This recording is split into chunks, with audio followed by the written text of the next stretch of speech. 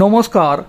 আমরা যারা সাধারণ জনগণ চিকিৎসা বিজ্ঞান নিয়ে অত কিছু বুঝি না, আমাদের কাছে যদি অপারেশন দেখানো হয় তাহলে সেই অপারেশন আদৌ ঠিক হচ্ছে নাকি ভুল হচ্ছে এটা কি আমাদের কাছে বোধগম্য হবে? এবার তৃণমূল সাংসদ কল্যাণ বন্দ্যোপাধ্যায় এমন একটি মন্তব্য করলেন যে মন্তব্য থেকে মিশ্র প্রতিক্রিয়া তৈরি হচ্ছে জনগণের মধ্যে।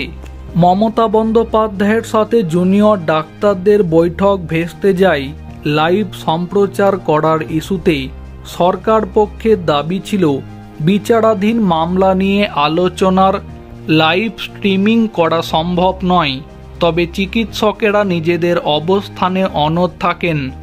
আর এইসবের মাঝেই এবার তৃণমূল সাংসদ তথা আইনজীবী কল্যাণ বন্দ্যোপাধ্যায় দাবি করলেন এরপর থেকে যখন চিকিৎসকেরা অস্ত্রোপচার করবেন স্বচ্ছতার জন্য সেটারও যেন লাইভ স্ট্রিমিং হয়।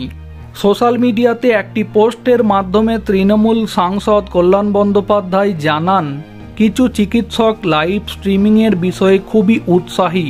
ভবিষ্যতে আমরা তাহলে সার্জারির লাইভ স্ট্রিমিংয়ের দাবি জানাবো। অপারেশনে যাতে আরও স্বচ্ছতা আসে তার জন্যই এটা করা উচিত বলে মন্তব্য করেন কল্যাণ বন্দ্যোপাধ্যায়।